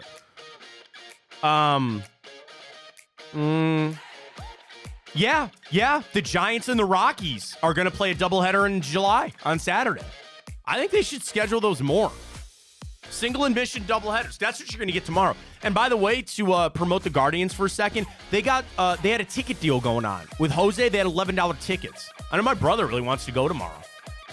Man, if there's a doubleheader, maybe we could sneak the kid out for that. Did you just accept my request on LinkedIn? Yeah. I just got the notification. Oh, did you? I got an email. I don't know why I got an email. Like, I opened my email up, and I had a bunch of stuff that was like, hey, you have a bunch of unwanted thing. I was doing it in break real quick. So, yeah, Ryan and I are friends on LinkedIn now. Nice. I don't use my LinkedIn for jack squat. I probably should more. I don't use it too much. I mean, I have it. I update it whenever anything can happen. Thankfully, I'm here. I'm not really on the job hunt per se. Yeah. But yeah, I feel like, you're not on LinkedIn, so you wouldn't know. Right, I mean, I'm on it. Has it not just become a version of Facebook? I feel like anytime I click on it, which is not often, I see people that are like, oh, wish this person a happy birthday, or oh, hey, this person posted this article. And I get that it's supposed to be business related and you can apply for jobs and all that kind of stuff on it, but mine's still pretty business related. I don't really ever check mine. Never check it. Thanks for the exception. Yeah, you're very welcome. You're very welcome. I literally got an email. There was like, hey, you have all these invitations waiting for you. And one of them was Ryan Tyler. Did you actually send me an invitation? Yeah. Oh, okay. Yeah. All right. Well, I'm sorry. I didn't accept it until now because I'm never on LinkedIn. But it's okay. You want to know, honestly, why? I'm out of memory on my phone. So I get and granted, all my pictures now are just my kids. But I went to my phone and it wouldn't let me. Oh, this is where my mind's at this weekend. It wouldn't let me open the Masters app because they're like, you're out of storage. So I'm like, God bless it. So of course I go to storage on my phone, and what eats up the most of it? Email and pictures. So I was trying to go through my email of deleting some of them, so that way I can have some more space on my phone. And a bunch of my emails are, hey, this person's wanting to connect on LinkedIn. So I clicked on it, and then I was running through the invitation, and I saw young Ryan there. I didn't accept should I just accept everybody? I do. Yeah, that's fine. It's probably not a bad idea. How the hell are we starting this? Oh, I accept your link. Guardians. Go Guards. We're not going to do a boost for them tonight because, bro, they ain't going to play. But, I don't know. Maybe tomorrow? Tomorrow we can get one cooking. That'll be fun. We'll see how it goes. Alrighty, well, somebody that will play tonight is our Cleveland Cavaliers. Yes. They take on the Pacers tonight, the penultimate regular season game. A lot of seeding implications for this one, Matt. It's going to be good. We need a Cavs win here. They do. And then your scoreboard watching tonight, and you are hoping for the 76ers. Here's the thing. You have to win. The Cavs have no choice but to win tonight. Then it doesn't matter who wins or loses. There's help to be had between the Magic and the 76ers. Me personally, I'm going to take the 76ers to win. Knock the Magic down. If the Cavs win, I need them so badly to stay in the 4 seed, and then you'll face either the Magic or the Pacers in the first round. Here's my thing, Ryan. I don't think that let me pull the standings back up here. Well, all right, what's Sunday look like? Because in my scenario, you're playing the 76ers in round 1, I believe. Let me go to Sunday. Games of interest. We have the Hornets. Better not lose. The Pacers have the Hawks.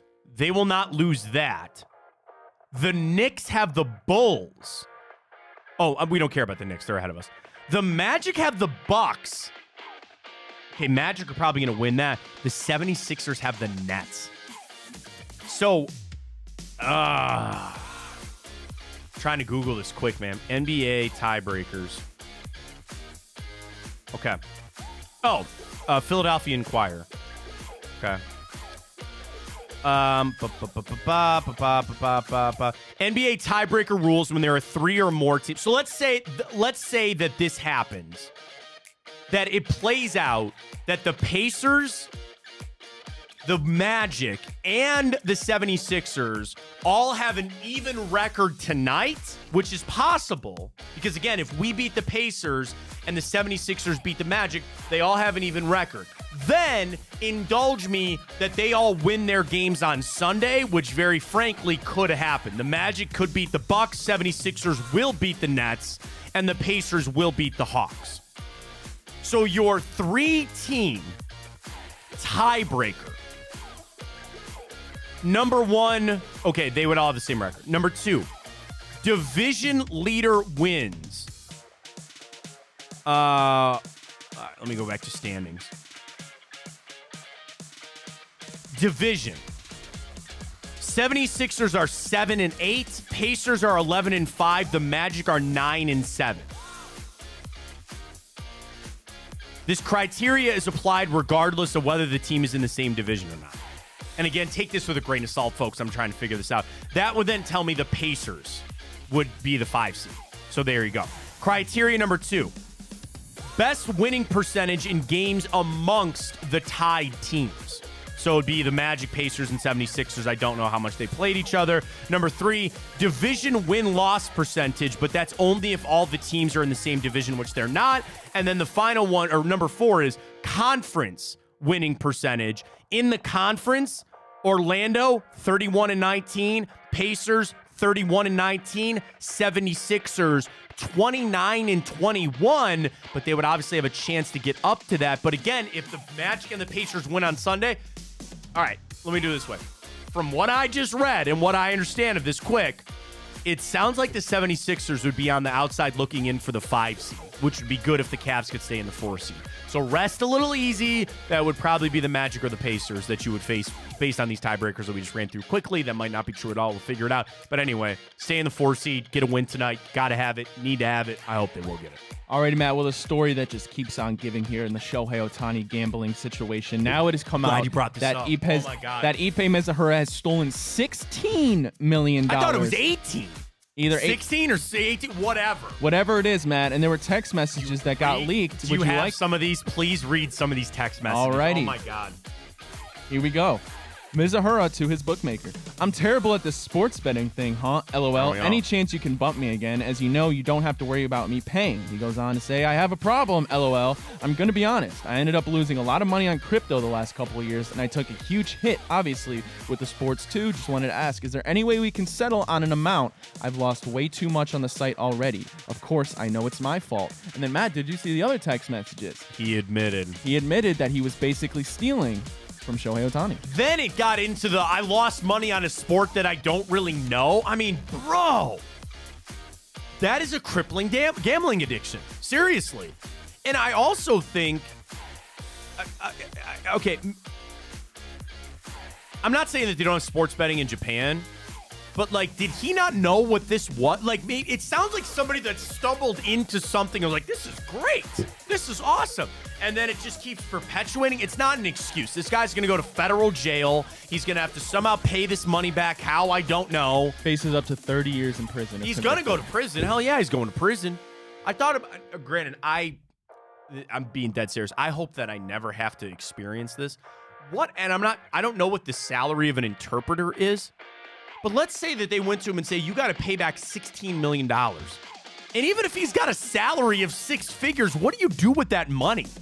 How do you come up that money, especially if you're in jail? like, sell off all your stuff. I get it, but eventually that's restitution that you have to pay. How do you come up with that money? His life's, he's going to go to jail, man. Gets out, he's never going to be able to get a job. He's a convicted felon. Is it possible? I'm assuming not. What if Shohei says, I don't want him to get in trouble? No, feds don't care, man. They don't care. They have no, that has nothing to do with it. Okay. Are you talking about, like, I don't want you to pursue charges of theft against yeah. It doesn't matter. He's still placing money with illegal bookmakers. That's really what the feds care about, I think. Like, the stealing of the money, sure. If Shohei really came in and Why said, did he go through an illegal bookmaker? Because if he was doing anything else, it'd be too easily tracked. Okay. I think they'd find out. And, like, I know that there are, you know, to jump into it for a second on the back end of, like, Tipico, who we love, or, you know, DraftKings and FanDuel, you want to place a six-figure wager. I know everybody freaked out about Dave Portnoy, right? Everybody see Portnoy pays, like, a $600,000 bet, and he won 2.7.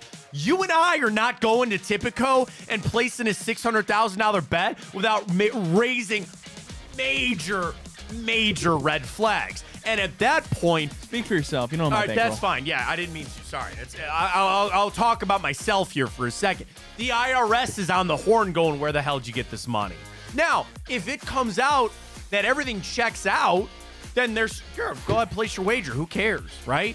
But I'm assuming that they would come to this interpreter guy and go, because you see the money that he was betting?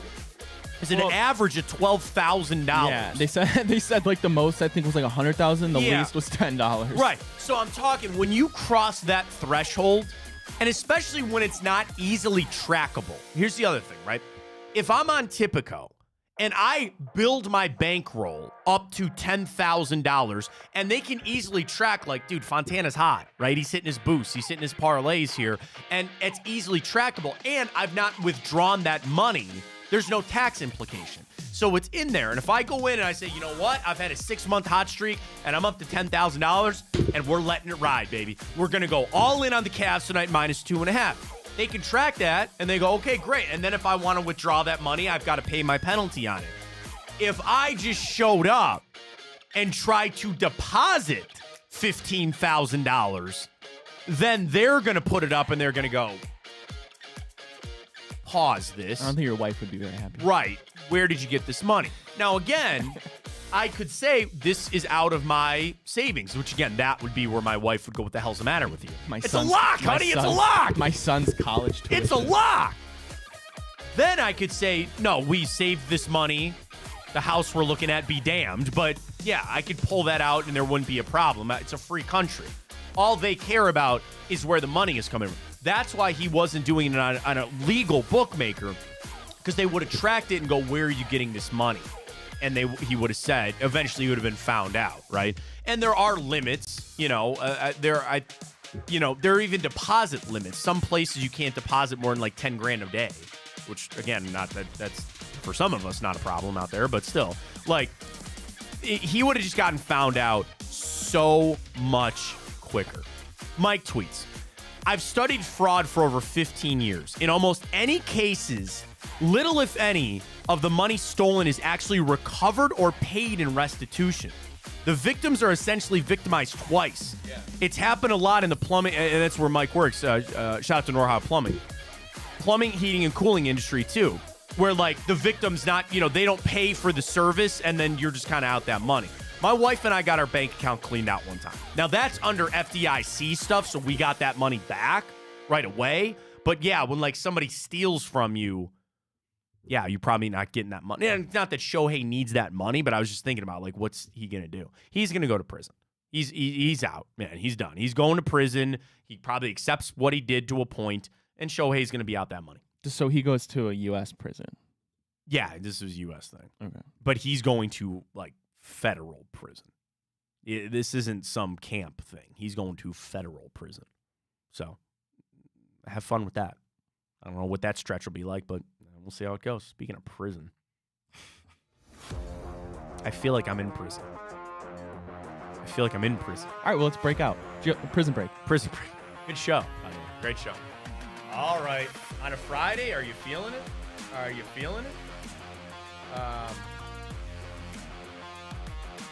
right. Go. All right, Hall of Fame Bills. Bruce Smith.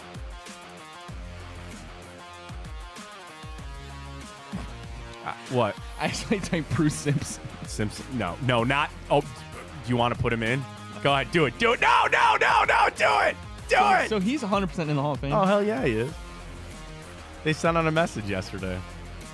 Isn't that a funny winky dink? Rams, Eric Dickerson.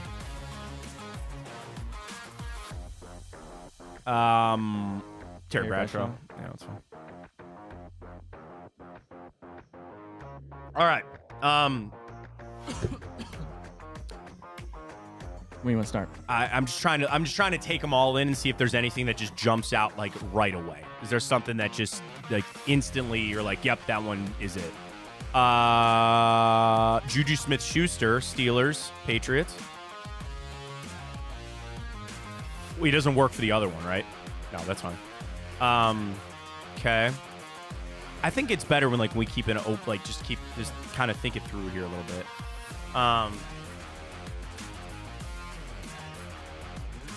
The Rams and Bucks are tough because I'm getting them confused just because they played so much like against one another. They were both really good at the same time. Oh. No. What? Did Vance McDonald play for the Buccaneers? I don't know. He played for the 49ers, I think. I don't know. The other one that I kept thinking about with the Buccaneers was Vincent Jackson. But yeah, RIP. Like, but I don't think he played for any of those other teams. Oh, Baker Mayfield. Oh yeah, good call. Yeah, good call. How do we miss that one? Yeah. Rams Patriots. And again, we can go back to like St. Louis. Like I'm trying to think of through some of those guys. Like, did Danny Amendola? I don't think so. I don't think so. Wes Welker, no. Did Cole Beasley ever play? Cole Beasley's good for Bills. Bronco. Yeah, that one. Yeah. Bills, he did Buccaneers. play for the Buccaneers? Yes. Just I think just like 2 years ago or something like that. Came back. Yep. Good call. Yeah, I knew there was one there that I was missing. Yeah, I don't think like Garoppolo, no. Jacoby Brissett doesn't work for either one of those. Does Tyrod Taylor work for Bills Patriots? I can't picture him. I can't picture him in the Patriots uniform for some reason. EJ Manuel? EJ Manuel, I know played for the Bills. I don't think he ever went to the Patriots though. Former Browns as Patriots, Danny Shelton didn't go to those other places. Jamie Collins didn't work.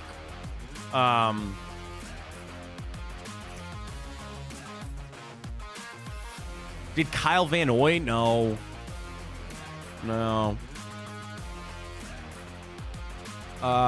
Fitzpatrick doesn't work. I mean, he works Bills, but not for any of those other ones.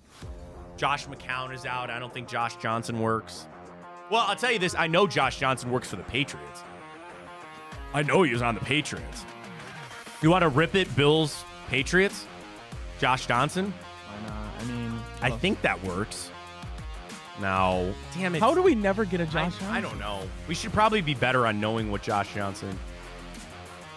Oh, what about Patriots Rams? Adam Vinatieri? Didn't he go to the Rams? I don't know. Here's Josh Johnson's 14 different teams. Buccaneers, Browns, Bengals, 49ers, Colts, Bills, Giants, Texans, Washington, Detroit, Jets, Ravens again, Broncos again, 49ers, Ravens again. Just for reference. Josh Gordon never played with the Rams? No. No, he went Seattle. No.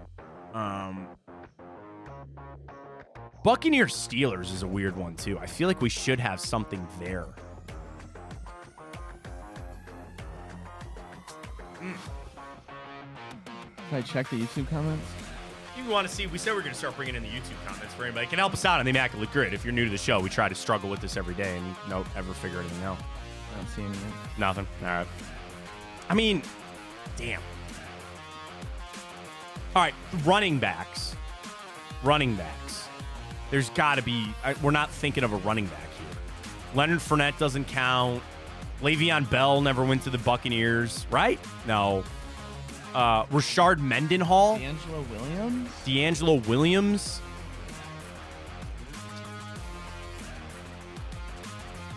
Matt Gay ever kicked for the Patriots? Matt Castle. Talking about quarterbacks that we were running through yesterday. There's going to be some legacy one that we're missing too. Vrabel never played for the Bills or the Rams. No. I hate Matt Gilbert. You hate it? Well, end it. See what we got. Let's get our answers out. They don't really help us. We never go with the answers. Vinny Testaverde. Yeah, might as well. No. Man, slipping away from us here. What do you want? Bills Patriots. Drew Bledsoe should yeah. Stephon Okay. Gilmore. Oh yeah. Ted Washington, former Cleveland Brown, by the way. Doug Flutie. Doug Flutie. All right, go. Doug Flutie we should have got. Steelers Buccaneers, I think, is a really interesting one too. Le'Veon Bell. I thought so. Bro, Antonio Brown. Oh my God. Forgot that one, didn't we? I don't remember him playing for the. I don't remember Le'Veon playing for the Buccaneers. I do. That's I thought. Wow, Antonio Brown, that's embarrassing. Yeah, that's embarrassing. All right, final one we missed was Rams Patriots. Wes Welker. Really? Danny Amendola. I thought so. And Brandon Cooks. I thought so. Christ. We're getting terrible. I thought so. Yep, it is what it is. Antonio Brown, tweets are coming. Yes, we missed that one pretty bad. All right, let's catch our final break of the morning. We come back, we'll dive into timeout. We'll get our Cavs boost for tonight. Get you locked and loaded for a great weekend of sports. Stay with us. Well, how do they know I'm doing this? Did somebody leak this out? It's social media. Oh. It's just that's the way social media works now. I thought maybe you were just running that yap.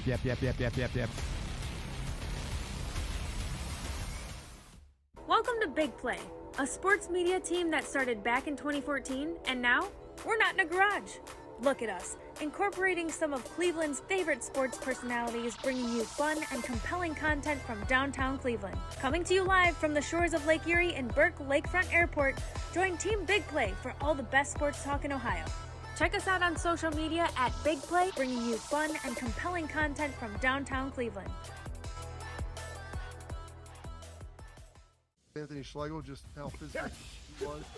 You saw the girth and the power and everything he was bringing to the table, especially when he was a nice beefy 255 playing middle linebacker. We were called soft last year. You don't want to be soft, especially when you come to the playoffs. So that's going to be a process throughout this season of establishing us as a harder team here in the How does an Ohioan build the perfect parlay? Who's got something? Big guys looking for long odds. The kids in Columbus are covering better than anyone. And at even odds. If it's even, I'm leaving. Listen, our championship DVD starts today. All right? Dude, I just got an invite to a Cincy playoff watch party. Shut up. Cincy, State, Cleveland, the perfect parlay. I'm a genius. For the best odds on Ohio sports, bet with your cojones. It is Spanish, dummy. Bet with Typical Sportsbook. I don't buy into this nonsense, this conspiracy nonsense that he's got his money and he's dogging it. That's ridiculous.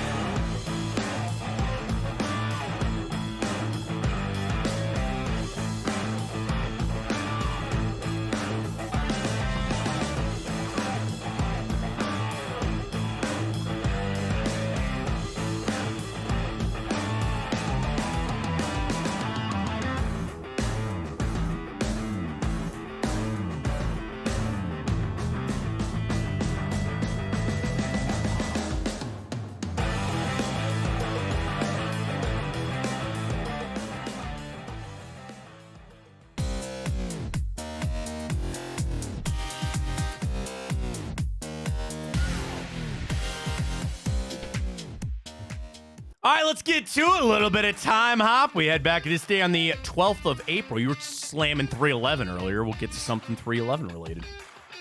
Or wash your mouth out over there. Anyway, we continue on. Time up. We tell you what happened this day in history. Movie and a TV show today. I'll be really impressed if you get the movie.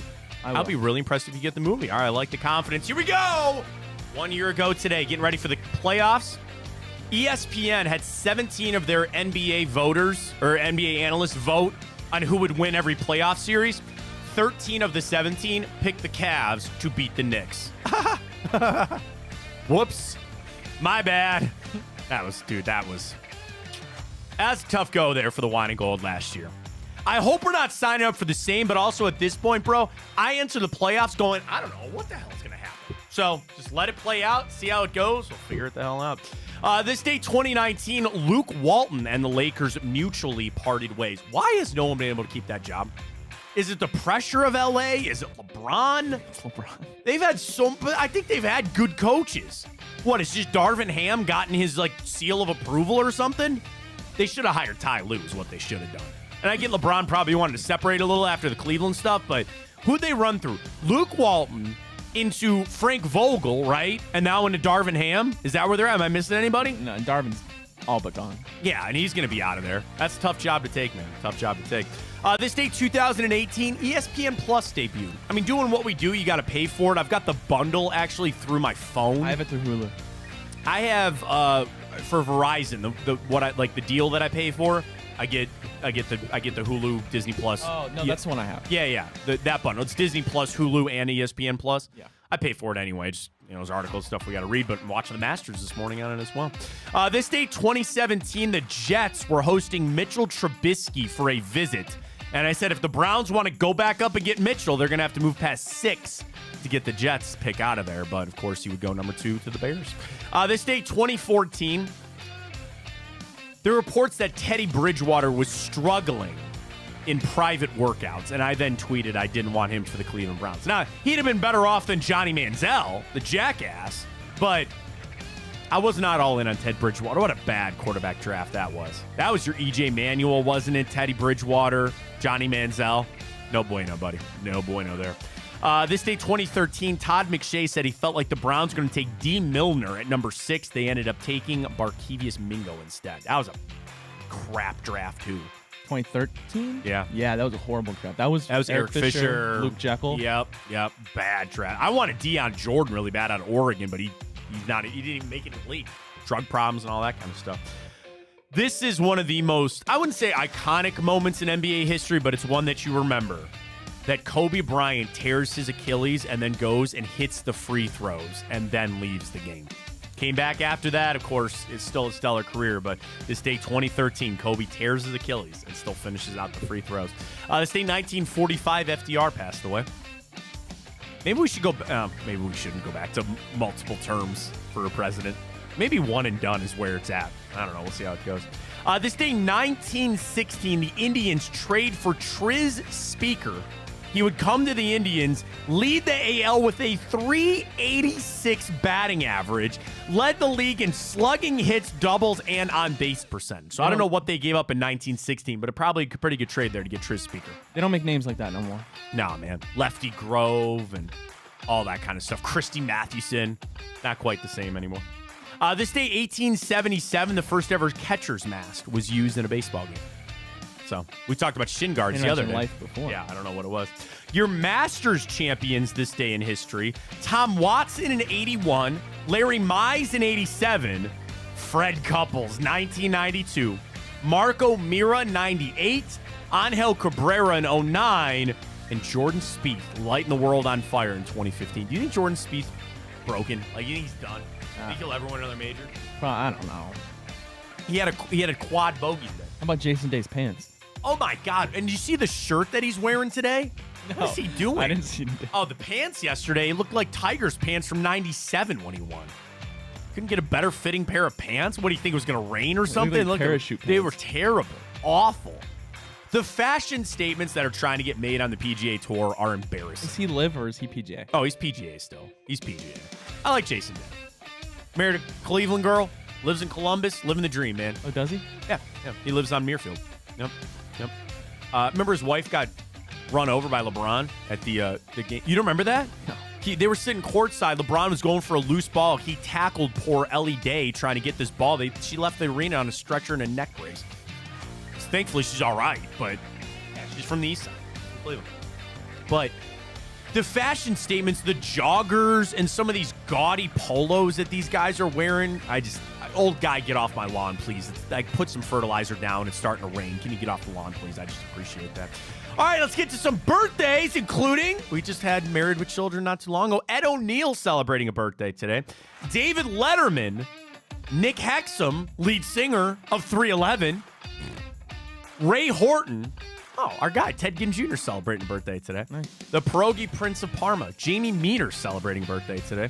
Carl Nassib, Tom Clancy, Herbie Hancock, Andy Garcia, Retta of Parks and Rec fame, and Brooklyn Decker, all celebrating birthdays today. So celebrate it well. It's a pretty good list here on a Friday.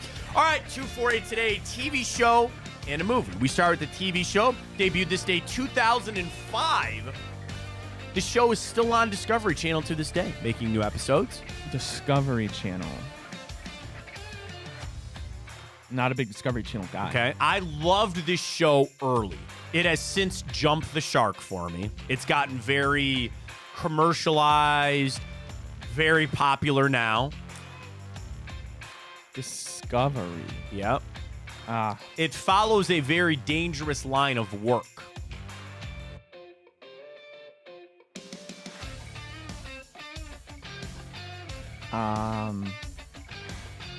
Ringing a bell.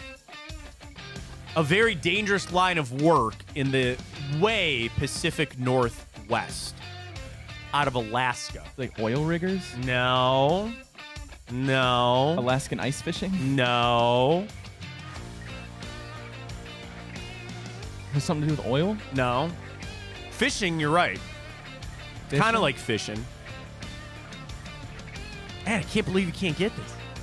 If I said the Northwestern or the Cornelia Marie. No. Nothing? No. It follows an extremely dangerous profession that they believe is the deadliest of North American professions. I just handed it to you, man. Most deadly profession. The deadliest profession? Never heard of it. No. Oh. I don't know what the deadliest Deadliest Catch. Oh. Have you ever watched that show? No. What do you mean? They're out there crabbing? No. Have you even heard of it? No. What? No. How have you not heard of Deadliest Catch? Nope. Coming up on 20 years. I was in on early when Phil Harris was still alive and they actually had boats and there were some characters. Now it's all commercialized. Now you got Sig Hansen. He's the captain of the Northwestern. He's on QVC selling salmon. Get your Northwestern salmon. I ain't knocking the hustle. Am I going to get, like, roasted for not knowing I don't that? think so. I'm shocked that you don't know Deadliest Catch or you never even heard of it. It's been on for 20 years. They got Bon Jovi as the intro. They follow the deadliest profession just on average number of deaths is crab fishing, is commercial crab fishing in Alaska. They are out. Oh, my God. What is it called? They're out in the Bering Sea. That's it. They're out in the Bering Sea. 40-foot waves, 700-pound crab pots. 19 seasons, 331 episodes for Deadliest Catch. That's my thing. The fact you've never even heard of it. And you said I might not get the movie either. I don't think you're going to get the movie either. Northwestern's still a thing. The Time Bandit, yeah. The Wizard, hot take. I don't like Keith Colburn, the captain there. Wild Bill Wachowski, Summer Bay, yeah, man. Current ones. Because the whole show is like, again, them being out there and fishing, but then again, sometimes boats sink and guys go overboard and like the dangers of that. I think it's like any show. Have you ever had an Edmund Fitzgerald? That's yeah, what that the reminds beer, me of course. That's what that reminded me of. Have you heard the song the wreck of the Edmund Fitzgerald? Awesome. Gordon Lightfoot. Gordon Lightfoot, hell yeah, it is. All right, at Great least song. all right. That is Great almost song. that Great is song. okay. All right. I'll give you your pass on a Friday because you've heard of the wreck of the Edmund Fitzgerald with Gordon Lightfoot. I didn't sing that whole song. I love that song. I do too. I love that song. It's a great song. But yes, the Edmund Fitzgerald. I mean, I guess I discovered that beer with my buddy about a year ago, and we love it. I would tell you this: it's a good because it's a porter. Yeah. It's a real nice thick porter. Yeah, I've had it with milkshakes before. Really good, really good on a summer's day. What I was gonna say, if you really want to get into Deadliest Catch, go back and watch like the pilot episodes and then like the first season. I would say about season 6, that's about where you can cut it off. Okay. Phil Harris, with like one of the captains, he's really funny. He unfortunately passes away, and all that. But just the lifestyle those guys live. They're drinking nothing but coffee and energy drinks. They are ripping cigarettes like it's going out of style. And they're just on this ship. You know, they're out there. They got to watch crap. But guys get their hands smashed. They fall overboard. It is a crazy show, but it is a good show. I like that. All right, here's the movie that I don't know if you're going to get. All right. This is an Australian film that debuted this day, 1979. Oh, God. This has spawned into a trilogy in the 80s. But this movie has actually had a renaissance, and it was brought back several years ago, and a sequel to the one they just brought back is in development, and in fact, it was just in the news because they have the trailer, or you got your first look at the stars of this movie. The plot of the original one, which came out this day, 1979, surrounds a police officer. Wait, I think... Does it have to do with an animal that's very in Australia? No. Oh, damn it. No. What were you going to say? Kangaroo Jack. No, not that. No. It has nothing to do with that. It follows a police officer on a path of revenge after his wife and child are killed. Ooh. Equalizer? No. There's... They drive really fast cars. One of them is called the Pursuit Special. That if I ever won an exorbitant amount of money, I would buy a Pursuit Special. It was a Ford Falcon. I think it was like a 1977 Ford Falcon. Say the plot one more time. A police officer in a dystopian future, I'll add that, in a dystopian future, has a run-in with a biker gang. He tries to escape them, but in the process, his son and wife are killed, and he sets out. I feel like I've heard that plot. He sets out on a revenge of this group. Blade Runner? No. That's a... You would say that it would drive you what? If you lost your wife and your child, it would say what? It would drive you... Insane? Crazy? No. Psychotic? No. Keep going. Drive me nuts? Drive, kinda. It would drive me... You're getting there. I want to give it to you on a Friday. Come on, Ryan. I want to get it to you. Drive me... If you're not angry, what's another word to say you were angry? Upset? No. It would drive me mad? Mad Max? Okay. All right. Give me half a point there. We got there. Took us a second, but we got there. All right. Mad Max. I used to love The Road Warrior, which was the second one. I loved that one more growing up. Now I have grown to appreciate Mad Max. Mel Gibson? Yeah. Hell yeah, it is. First Did one. they make it with Tom Hardy? That's the remake I was talking about, and now they have Furiosa coming out with the chick from the chess one, Anna Taylor Queen's Joy? Gambit. Yeah. She's playing Furiosa in that. Okay. It was funny. They put Chris Hemsworth in this movie, and I don't know if somebody was being ironic when the title was Chris Hemsworth looks unnoticeable in this, and I go, he looks like Thor. Yeah. He looks the same in every movie. He's got long blonde hair and a beard. He looks like Thor in Avengers. And he's jacked. And he's in this too. You ever see his legs though? They're like this big. Yeah, they're like this big. He skips leg day? People rip him all the time. Like, bro, are you skipping leg day over there? What does he care? He's just got to be jacked for these movies. Yeah. So, yes, the original Mad Max came out this day, 1979. Just for a second. Mad Max. The Pursuit Special. Okay. A V8 Interceptor Ford Falcon is driven by Max Rockatansky, which is just a killer name. In the end of Mad Max, and then in Mad Max 2, he gets it back. It was the V8 Interceptor. The first car shown was a 1972 Holden Murano V8 coupe. That was stolen by the Knight Rider guy. Then the more famous Pursuit Special is a heavily modified Ford Falcon XB GT that was assembled in the Ford plant in 1973. The vehicle started out as a standard Australian-built 73 Falcon hardtop, and then it was heavily modified with the roof, the boot spoilers, paint scheme to turn it into this to the Interceptor, and then there's also the Pursuit Special MFP, which appeared in Mad Max 2. If I wanted to buy one, Are those the cars with the boosters? Yeah, the big thing on them was they had the hood scoop was out, and they had the blower on top. Are those the cars with the boosters? What do you mean? Oh, that's what you're getting to. Are we almost out of time? Yeah. Oh, go for it. Yeah, let's go Cavs! Come on now. Sorry, I'm trying to look up this Pursuit Special Mad Max for sale. I'll tell you what, if I hit our boost tonight with Tipico, maybe I can buy one. Maybe I can buy one. What am I going to need here? Come on now. $80,000. That's all I need. All right. So I put this down in our boost with Tipico, and we'll get to go. 15K on this. Let's go. Here we go. Nice little boost. 3 leg tonight. Mitchell over points. Good for tonight, I think. I love the Cavs to cover and just want Evan Mobley shooting the 3, baby. That's all we need tonight. Cavs get it done. Ryan Ware boosted to a healthy plus 550. Can we give it a little insight? A little insight, please? They've already moved the line on Mitchell.